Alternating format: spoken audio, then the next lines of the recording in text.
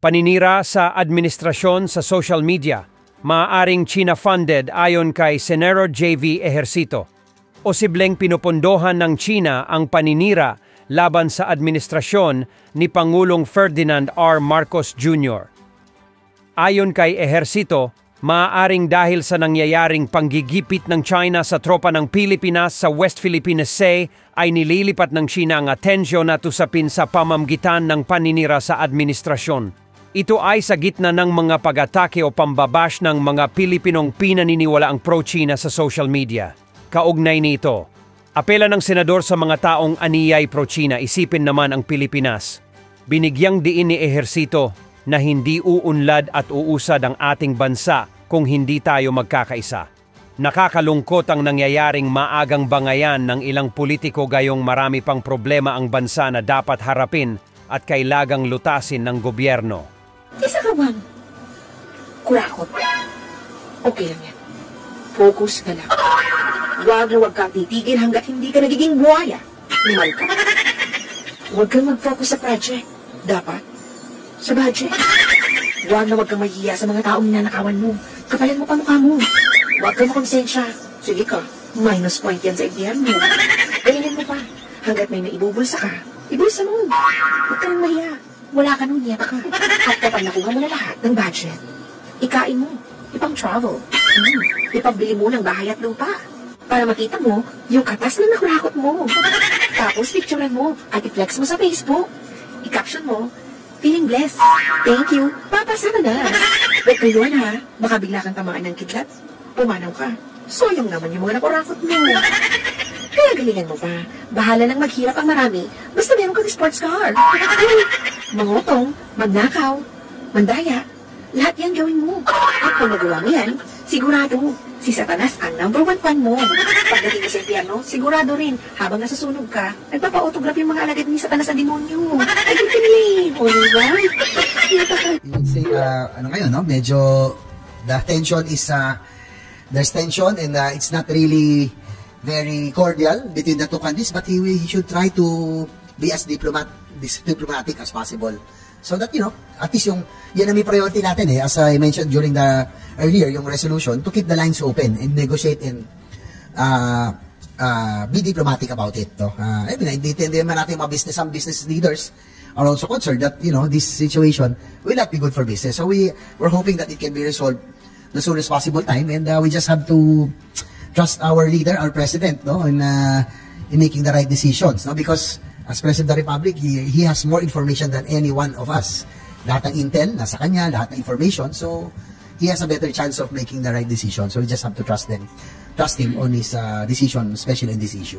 So sir, you believe na the President knows the full extent nun pong mga undiplomatic actions nga po ni Ambassador Wang, because last time nga po nakwento po ninyo na kinonfront niya si General Bronner and medyo mabigat po iyon. So, are you sure na aware po si Pangulo doon, and kahit po aware po siya, okay lang pa rin sa kanya na magstay si Ambassador Wang? I think he's aware of it. Sabi nga niya, a lot of leaders are calling for the ambassador to be sent home because of his abrasive character and what he did to our own Chief of Staff. But ang thinking na Pangulo, kahit na sinong ilagay dyan, will still be the same because they will carry the narrative or the position of China, no?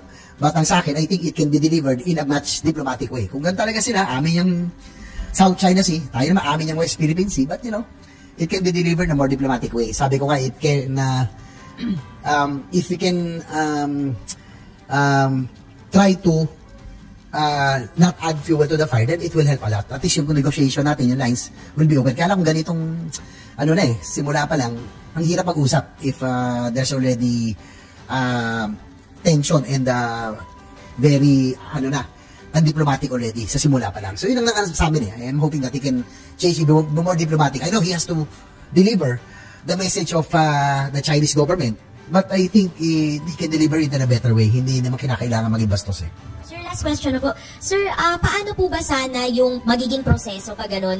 President Marcos will write to the Chinese government na i-recall si Ambassador Wang? Paano po sana yung magiging process? I think it's the DFA who has to write the country of origin Kung gano'n yata. Sige, hindi ako sure, but I think that's the way it is. DFA, but with the approval of the President, of course. Of course, the DFA will always be the alter ego of the President when it comes to foreign policy. Thank you, sir. And then, Sir, balikan ko lang yung kay West Philippine Sea. Sir, sabi nyo nga, merong mga nagtotroll sa inyo. Ano yun? They are trolling you based on your own assessment. They are trolling you because they believe on the narrative of China, or more of nakikita nyo binabayaran lang sila? Well, yun ang I don't know if they really believe in the narrative of China. Napakahirap ibenta Kung Pilipino ka talaga, kung normal kang Pilipino, hindi ka kakampi sa China dahil binubuli tayo, kinukuha ng teritoryo natin So that's why I suspect, kasi kung babasahin mo yung kanilang narrative, halos pare-pareho. Yun ang pinalabas ni Commodore J. Tariela, cut and paste mukhang tinamad ng sumulat. Ito yung narrative, talagang kinat and paste sunod-sunod. That I cannot, sabi ko nga yung political bickering, yung atake sa akin politically, that I can take. What I cannot stomach is Filipinos who will side with a bully and an aggressor like China. Yun ang hindi ko talaga masikmura. Kaya, sige na, sabi na, umanda ka sa susunod na eleksyon, okay lang. Basta alam ko, pinaglalaban ko yung tama And I was elected by the people to do what is right. So, again, I will never back down, because I know that we are in the right position in fighting for our sovereignty and our country. Sir, don't you think na isa sa nakakonvince din sa kanila kung bakit halos isa yung narrative, yung narinig natin the past 6 years coming from our president din, na sinasabi pag lumaban tayo, pag pumalag tayo, gihirahin tayo, mapupulbos tayo? Well, yan yung kanilang linya na kami raw, pag hindi dahil pro-China, maka-Amerikano raw kami. At gusto raw namin ng giyera, sila ayaw nila sa pamilya. Hindi po ganun. We are just standing up for what is right and protecting our territory. Kinukuha na po yung lupa nyo, for example, hahayaan nyo na lang ba? Diba? Hindi po. And just I want to be clear also that most of these people are influencers, identified with the former administration. But ako po, with President Duterte, to be clear, wala ko kaming away. I respect him. I was the one who defended most of the infra and the transport modernization programs during the Build program. Kaya naniniwala po ko doon. And we have been friends ever since I was a mayor. He was a mayor.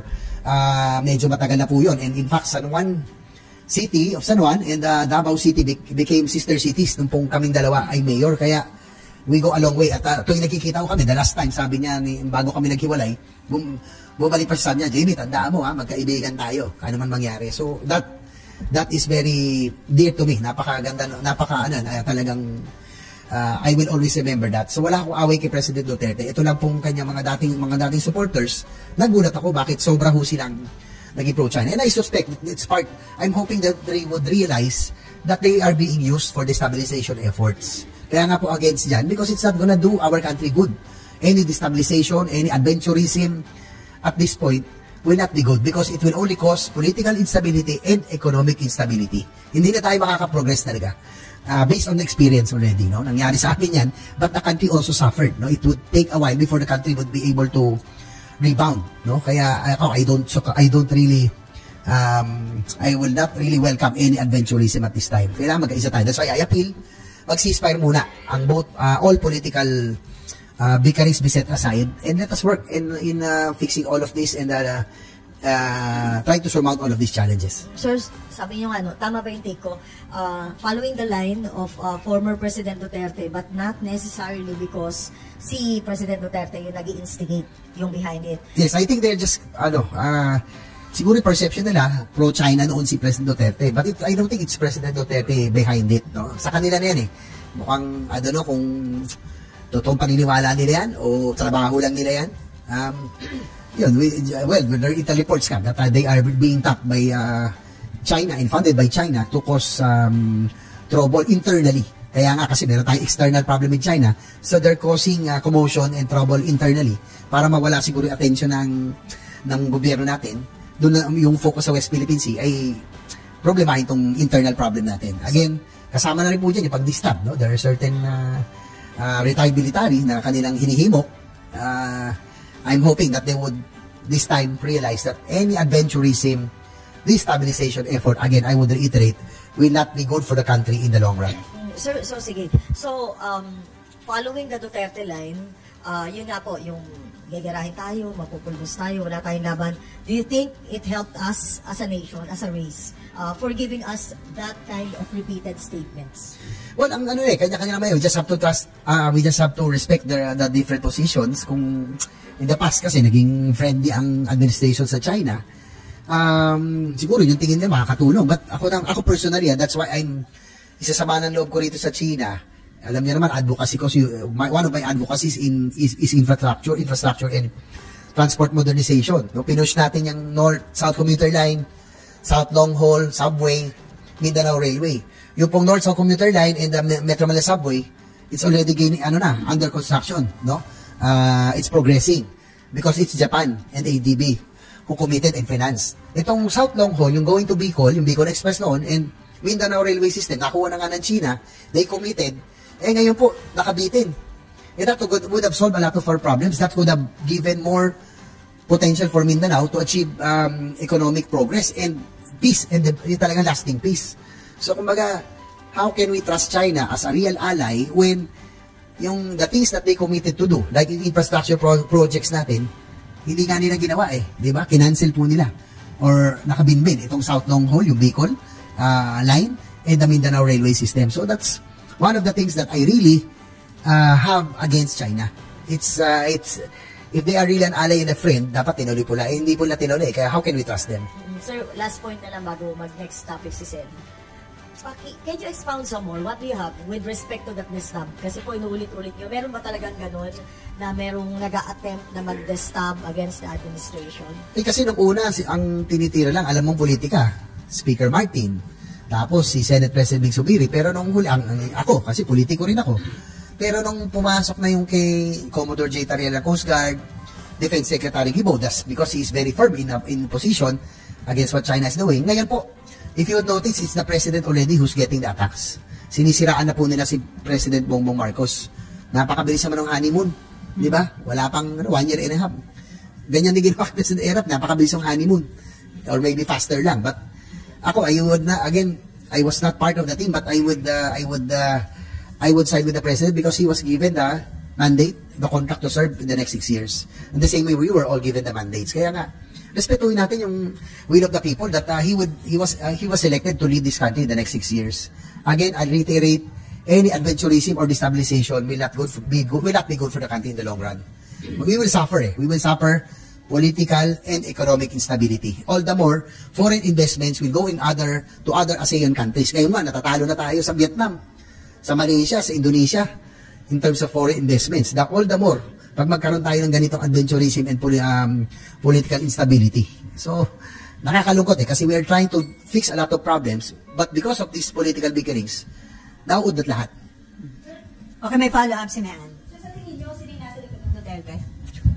Well, I think people in the past administration who were tapped, to create trouble and havoc. I don't think the president would do that. Naging President Duterte would do that. Kasi magiging Pangulo ka, alam ko, mahal mo yung bansa mo And I still believe that he loves his country and he knows that anything of this nature will not be good for the country. So, naniniwala ko na retired na yan si President Duterte and he has done already his part. We may or not agree with him, but at least yung infrastructure projects, the program, yung HC, at least may mga bagay na I really am thankful and grateful for him. One is yung infra push that really happened during his time, yung HC, which I really advocate also. He was one who also supported and signed it into law. So I don't think it's him. It's probably people close to him who are now out of government service. Pero sir, tinanggalan kasi ng House at Senate ng confidential fund yung tanggapan ng anak niya.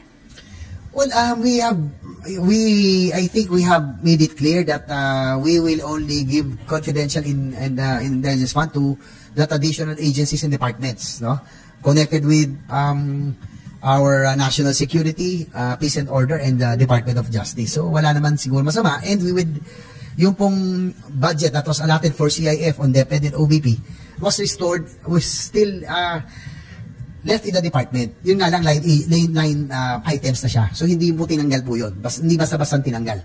It was left there, at least 9 items. So, it will be auditable and less controversial.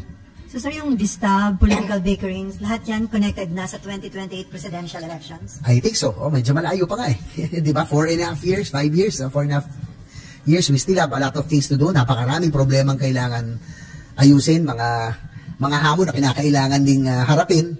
So it's too early. Again, total Pasko naman, may ceasefire nga. Sana mag-ceasefire rin tayo, tuloy-tuloy na in the next 4 years. Magbakbakan ulit tayo last year. Di ba? So, ang hirap talagang magtrabaho pag pumapasok yung political bickerings.